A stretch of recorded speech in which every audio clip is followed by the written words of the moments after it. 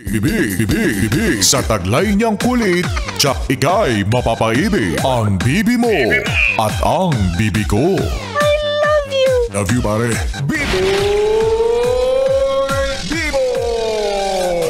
BBC Biboy Bibo Confessions.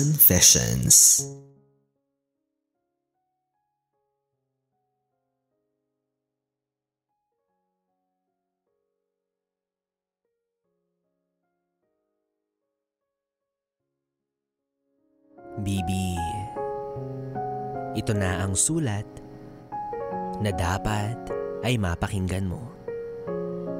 Kasi malay mo, para sa'yo pala to.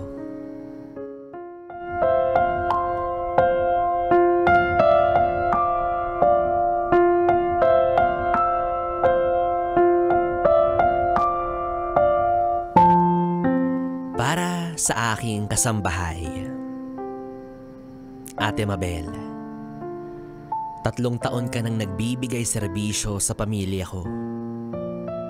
Pero kahit kailan, hindi ko magawang sabihin yung kinikimkim ko tungkol sa'yo. Oo, nagseselos ako sa'yo. Nagseselos ako sa presensya mo. 2022 nang hinire kita. Unang kita ko pa lang sa'yo, hindi na ako nagdalawang isip na kunin ka. Dahil bukod sa nirefer ka ng kaibigan ko, ramdam ko rin na mabuti ka namang tao. Sa edad mong 47 na walang duda na kaya mo pa ang kahit anong trabaho. Pero since may 1-year-old akong anak, gusto ko sana sa kanya lang ang focus mo. Hindi na rin naman siguro yan lingid sa iyong kaalaman na kinakailangan ka talaga naming mag-asawa dahil umaga ang pasok niya at panggabi naman ako sa opisina. Kumbaga, yung mga oras na nasa bahay kami ay nakalaan na lang sa pagpapahinga. Kaya kailangan namin na mag-aalaga sa anak namin. Okay ka naman. Wala akong makitang mali sa'yo. Sa katunayan, ang galing-galing mo. Pero kalaunan, hindi ko maiwasan na makaramdam ng selos at inggit sa'yo. Lalo na't habang lumalaki yung anak ko. Oo. Sabihin na natin na mas madalas kayong magkasama. Pero normal ba talaga na halos ikaw na yung kilalanin niyang ina? Masakit para sa akin na nagtatrabaho ako para sa anak ko at wala akong masyadong oras para sa kanya. Pero mas masakit yung mas komportable siya sa iba. Kapag nire-review ko yung CCTV, nakakaramdam ako ng insecurity habang pinapanood ko kung paano kayo magharutan. Kung paano mo siya alagaan. Kung tutuusin, ganun ang pangarap na setup ng mga katulad kong magulang na kumuha ng babysitter. Pero sa panig ko, selos at bigat talaga yung nararamdaman ko. Sinusubukan ko naman na mapalapit yung loob ng anak ko sa akin.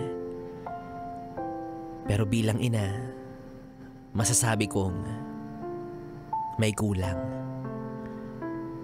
Ultimo sa simpleng pagpapabukas ng candy, aagawin pa niya sa kamay ko para lang ipabukas sa'yo. Maski sa pag-inom niya ng vitamins, ayaw niyang hindi ikaw ang magpapainom sa kanya. Ang sakit, di ba? Alam ko, ina ka rin. At alam kong nakakaramdam ka. Kaya hindi mo maiaalis sa akin na mag-alala. Pero sa kabilang banda, hindi ko magawang magalit sa'yo. Paano ko naman kamumuhian yung taong nagbigay ng kalinga at pagmamahal sa anak ko?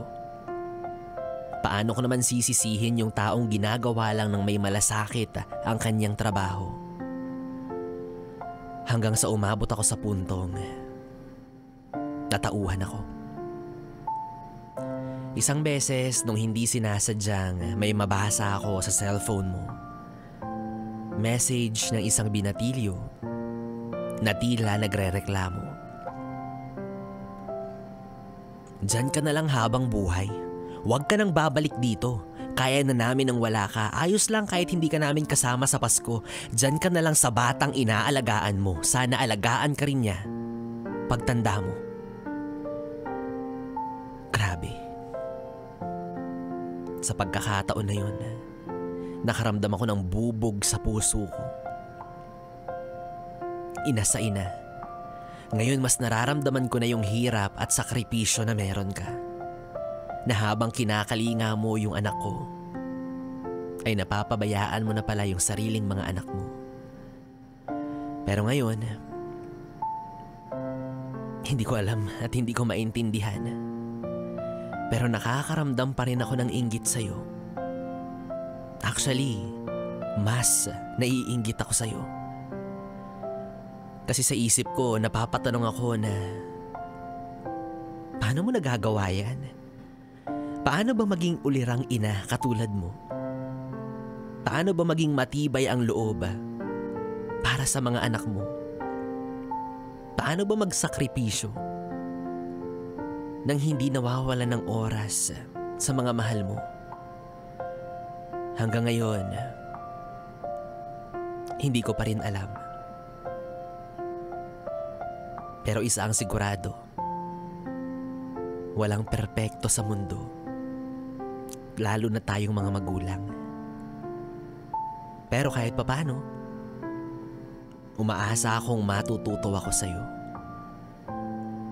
3 taon na pala simula nung huling uwi mo sa Zamboanga.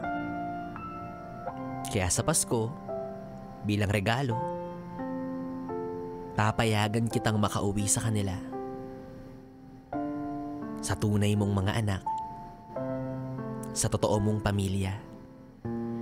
Basta, ipapangako mo na babalik ka. Alam mo naman, malulungkot si Chase kapag nawala ka. Siguro, kahit papano, oras na rin ito at pagkakataon para sa kanya-kanya nating pamilya. Para magbanding at para magsama-sama.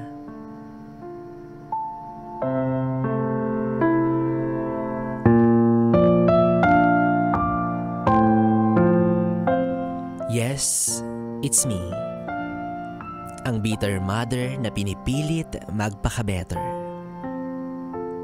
Eileen.